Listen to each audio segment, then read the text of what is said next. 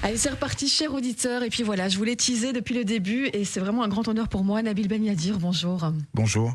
Alors, on va un petit peu vous présenter, évidemment, à nos auditeurs. Pour ceux qui n'auraient pas tout suivi dans mon émission, vous êtes né à Bruxelles, vous êtes acteur, réalisateur. Vous sortez un long métrage, ce film Animal, inspiré de cette affaire, de ce meurtre crapuleux. Un crime, on le rappelle, homophobe, évidemment, cette affaire Ihsane Jarfi, dans les années 2010, en 2012 exactement, le 22 avril. Une affaire qui avait retourné émotionnellement beaucoup de monde en Belgique, mais aussi chez nos voisins français, je me le rappelle. Ce meurtre vraiment atroce, vous sortez ce film. Alors moi, évidemment, j'ai plein de questions à vous poser, vous pensez bien. Ce film m'a complètement retournée. Ma première question, justement, est comment est-ce que cette affaire, Ihsane Jarfi, est entrée dans votre vie ? C'est tombé sur un article où l'article disait... petit article d'ailleurs, découvert du corps d'Ihsane Jarfi, crime homophobe. Et puis je me suis posé la question, je me suis dit, tiens, c'est la première fois que je vois le nom d'un rebeu sans qu'on me dise que c'est un crime raciste et puis crime homophobe. Donc je me suis posé la question de l'identité. Je me suis dit, tiens, si ses parents ne savaient pas qu'il était homosexuel et ils le découvrent, ça doit être dur, non seulement ils ont perdu leur enfant, mais ils découvrent. Donc c'était mon premier rapport avec l'histoire. Et puis... c'était quand ça ? C'était quand ils ont découvert son corps, en 2012. Hein. Mm. Et puis après, voilà, au fur et à mesure, j'ai commencé à me renseigner un peu. Et puis arrivé le procès, j'ai suivi le procès en partie avec une personne qui prenait aussi des notes pour essayer d'avancer. Et puis c'est la rencontre avec le papa, en fait, qui a été décisive. Moi, je savais que je voulais faire un film. Après le procès, je me suis dit, ok, il y a un film, je sais pas comment, je sais pas à quoi il va ressembler, je sais pas qu'est-ce que ça va raconter exactement, mais il faut qu'on fasse un film. Donc j'ai été vers le papa, qui connaissait mon travail, et qui m'a dit, ok, vas-y. Et puis on s'est mis d'accord, évidemment, pour lui, c'était important que les gens comprennent c'est quoi un lynchage et une mise à mort. C'est-à-dire, dans un article, vous allez lire quelques mots et le mot ne vous donne pas les images. Et donc, nous, on s'était mis d'accord, et c'était aussi mon envie, c'est son envie à lui, c'est qu'on puisse traverser cette violence. Waouh. Ben voilà, c'est plus que réussi en tout cas quand l'homme se transforme en monstre. Pourquoi ? À quel moment justement cette folie meurtrière, cette connerie humaine, je ne sais pas comment trop l'exprimer, aurait pu s'arrêter à un moment, même si on connaît de base la fin tragique évidemment de cette histoire, de cette affaire, avant même le début du film. On l'attend quand même, ce moment où ça va s'arrêter pendant tout le long de ce film, quand l'effet de groupe pousse l'homme à passer du côté obscur, du côté un petit peu démoniaque, du côté du démon. Qu'est-ce qu'on attend du public quand on propose un tel genre de film, une telle puissance de choc ? Mais je pense que le cinéma sert aussi à ça. Je pense que le cinéma, c'est un art populaire. Et pour moi, le populaire, c'est le peuple. Donc je pense que rire est une émotion, avoir peur est une émotion, être déboussolé, choqué, perturbé est une émotion également.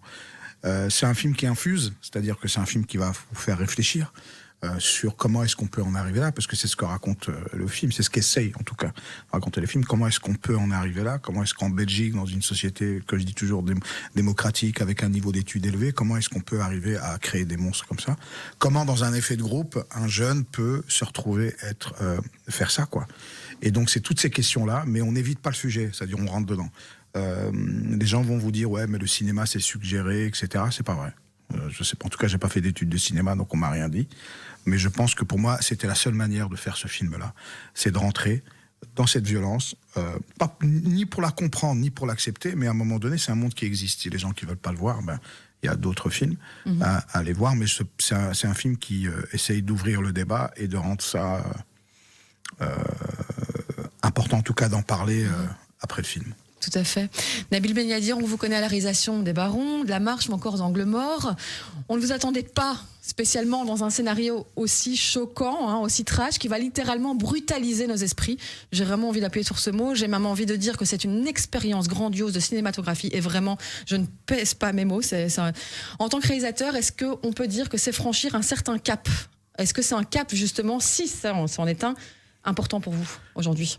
Oui, c'est un cap hyper important parce que c'est le premier film où la question de la mise en scène, de la forme et du fond prennent autant de place dans la fabrication du film. C'est-à-dire la radicalité du propos, la radicalité des plans cinéma, la radicalité de comment filmer la violence. En fait, je me suis mis une règle que j'ai pas lâchée. Le format du film, c'est un format qui est carré, etc. Donc, j'ai été vers une... c'est bizarre à dire. Je me suis radicalisé. J'ai été radical et j'ai été vers un cinéma le plus, on va dire, le plus pur possible. Oui. Et je pense que ce film-là, j'aurais pas pu le faire autrement. Après, c'est vraiment le film où je me suis imposé, pas des limites, mais des règles, d'aller au bout du film, parce que c'était évidemment très compliqué à écrire, évidemment très compliqué à relire, évidemment très compliqué à financer, mais je suis très très fier du film. Je me doute. Vous parlez justement de ces effets très réalistes. Quels sont les éléments qu'on peut apporter justement à un film pour être encore plus proche du réel ? J'ai entendu justement qu'il y avait des acteurs qui n'étaient pas de base spécialement des comédiens pour vraiment être peut-être dans la réalité d'une émotion et pour pas peut-être surjouer. Voilà, que le métier pourrait apporter ça.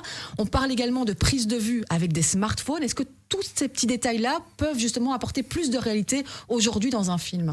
Oui, je pense. Après on ne sera jamais totalement réaliste. L'idée, c'est de s'en approcher au maximum. Les acteurs qui jouent les assassins sont pas des acteurs. J'ai essayé de caster des acteurs professionnels, mais c'était un peu compliqué parce qu'ils jouaient des gens qui jouaient des méchants.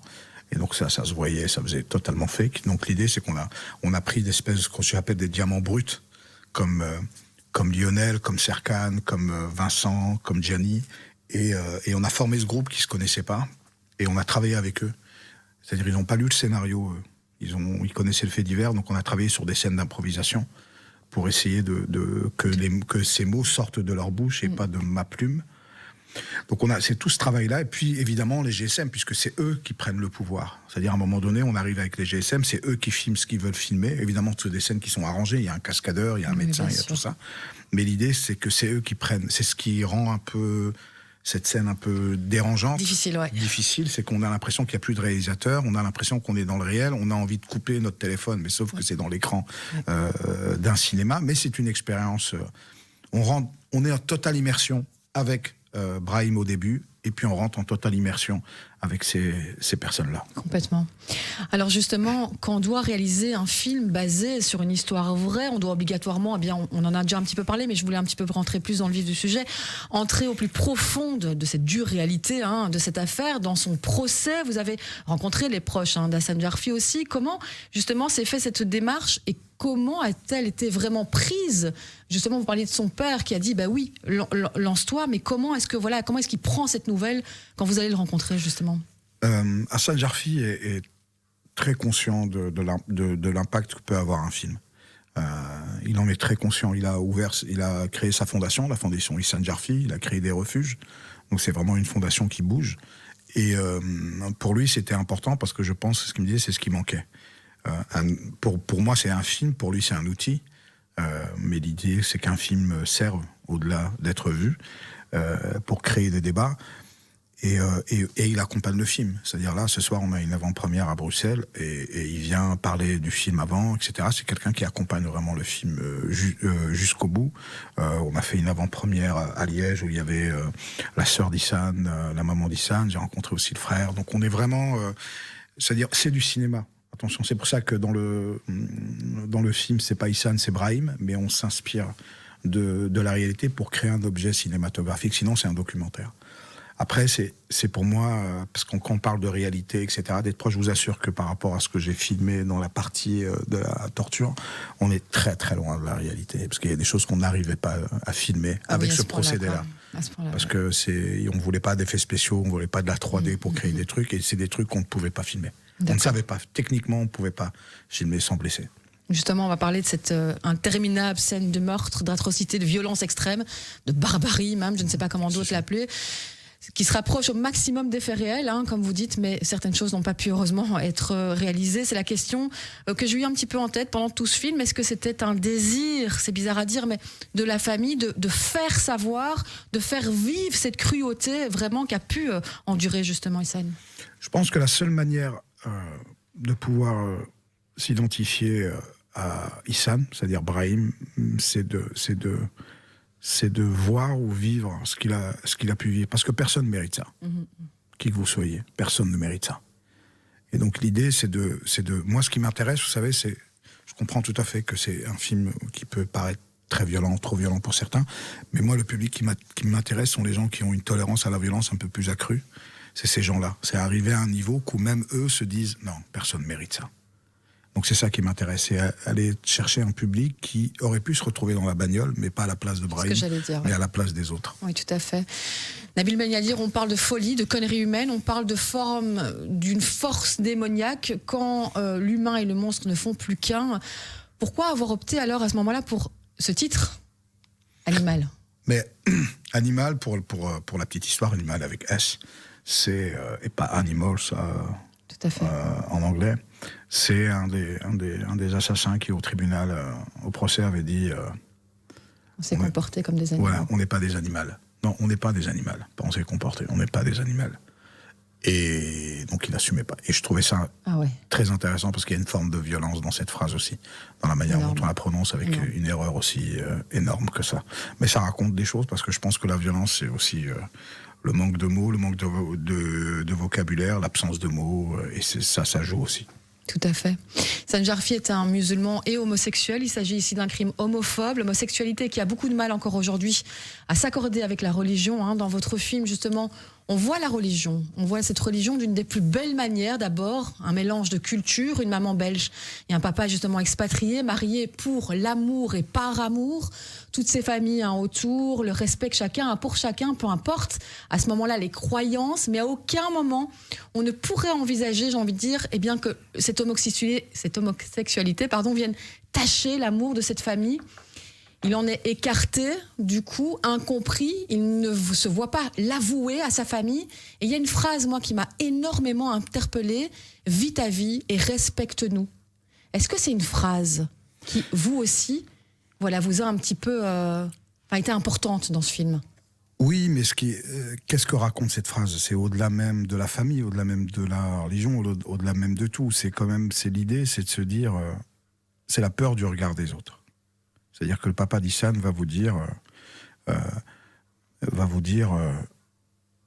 il y a des choses que j'ai pas pu dire à mon fils. Quand les gens venaient à la maison, Hissane se montait dans sa chambre, il se cachait. On voulait pas le montrer. Mais la mort d'Hissane a créé une chose. Donc pour moi, je ressens plus d'amour dans la famille, mais être un peu perdu par rapport à ce qu'est Hissane. Et je vous dis, la mort de Hissane a ouvert les jauges et les vannes. Et c'est le combat de son père. Et je trouve que c'est super important parce qu'on aurait pu se la jouer au drôse, tout le monde il est beau, tout le monde il est gentil, mais je pense que c'était important de le raconter. Tout à fait. J'ai pour ma part pas encore souligné d'ailleurs l'interprétation exceptionnelle et le mot est fait pour ce premier rôle par Soufiane Mchila, comédien belge, bruxellois même, comme quoi j'aime bien le dire dans cette émission, je le redis encore, on a vraiment des belles pépites à Bruxelles. Il incarne donc à l'écran Hassan Jarfi. Alors Nabil Benyadir, c'est quand un comédien se voit octroyer un tel rôle, comment se passent, on va dire, les premières semaines, les premiers mois en sa compagnie? Quel travail est-ce qu'il y a là derrière dans le but d'une telle interprétation? Soufiane, c'est un acteur extraordinaire parce qu'il va à la recherche. C'est-à-dire, il s'est renseigné, il a fait son travail personnel de recherche. Il a perdu 15 kilos pour le film parce qu'il devait arriver à une ressemblance, même si c'est pas de la gimmick d'Hissane. Donc il a fait un vrai travail. Mais vous savez, tous les acteurs qui ont joué sont très très loin de leur rôle. C'est-à-dire les assassins sont très très loin du rôle qu'ils interprètent. Soufiane est très très loin de Brahim. Soufiane, c'est un performeur. C'est-à-dire c'est un acteur qui rentre dans un rôle et il le joue vraiment à l'américaine. C'est quelqu'un qui est extrêmement concentré. Ça peut être extrêmement perturbant de voir un mec comme Soufiane concentré, c'est qu'en fait il lâche pas la prise jusqu'au bout, quoi. Et je pense qu'entre les prises, il est toujours le personnage. Oui. C'est-à-dire, c'est pas quelqu'un qui sort et qui rentre, il a besoin d'en être jusqu'au bout.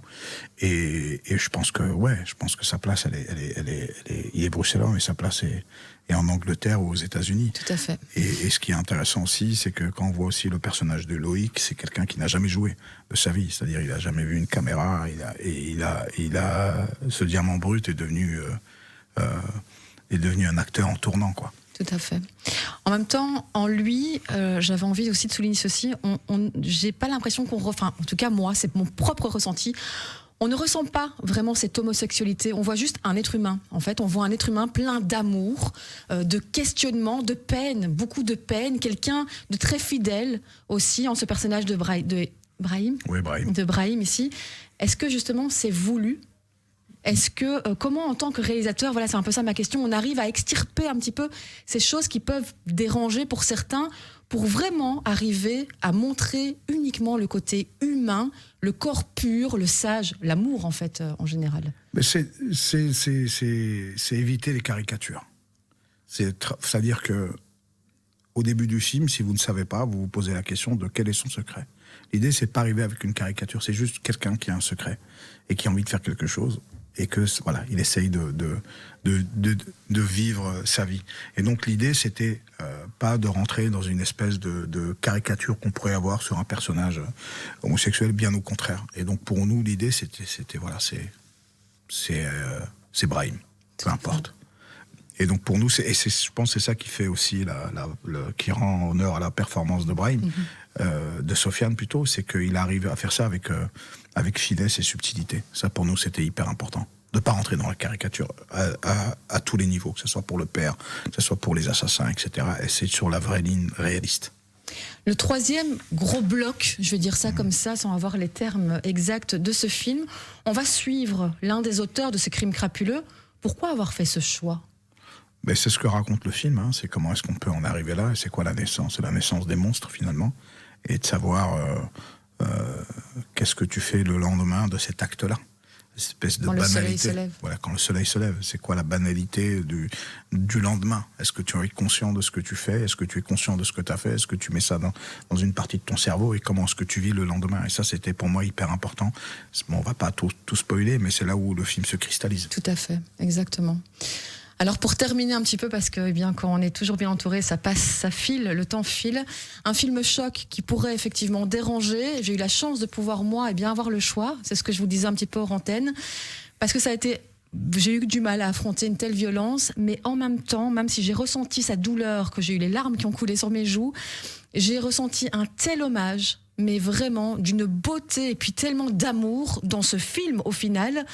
On ressent vraiment beaucoup d'amour pour le personnage. On a envie vraiment de sauver son âme au final. On a envie, eh bien, on prie pour lui aussi tout au long de ce film. C'est un film que je suis pas prête d'oublier, en tout cas, ça je peux vous le dire.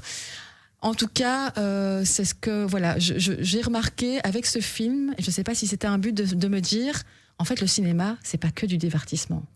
Exactement. C'est heureusement pas que du divertissement. La dernière petite question que j'ai pour vous, c'est quelles seraient vos meilleures attentes justement sur les retours de ce film ? Écoutez, je sais pas. C'est très bizarre. Moi, je pense que votre réaction est la meilleure réaction possible, c'est-à-dire qu'on comprenne ce qu'on a fait. C'est pas de la violence. Ce qu'ils ont fait, c'est de la violence évidemment gratuite, mais la manière dont on le raconte, elle l'est pas. Elle est accompagnée parce qu'on voit l'avant et on voit l'après. Et puis, je pense qu'il y a de l'audace dans la narration du film, la manière dont on va le raconter. Je pense en toute honnêteté que j'aurais pas pu faire le film autrement. Après, les gens prennent le film comme ils veulent, ça ne nous appartient plus. À partir de mercredi, déjà, il m'appartient plus, mais mercredi, c'est fini, c'est au lit. Et puis voilà, que les gens comprennent, et puis surtout que les gens puissent se dire la différence qu'il y a entre un article de quelques mots dans un journal et un film. Il y a une grande différence. Nous, on prend 1h30 pour raconter l'histoire d'Issane. Et je pense que ça, c'est la différence. Merci beaucoup en tout cas. Ce film Animal avec un S, donc un film qui sort en salle ce 9 mars. Une expérience, cher auditeur, à vivre, même si l'exercice peut être dur, et pour qu'Issane Jarfi soit pour toujours dans le cœur de tous. Je pense que c'est un très très bel hommage. Nabil Beniadir, merci beaucoup. J'ai vraiment été enchantée de vous avoir sur Arabelle. Mais merci à vous pour l'invite. C'était ma première fois sur Arabelle. C'est vrai. C'est ouf quand même pour un Bruxellois. Une première fois avec moi, quel honneur. Merci. Merci beaucoup, cher auditeur. C'est déjà la fin de cette émission. Écoutez Arabelle sur le 106.8 FM et sur arabelle.fm.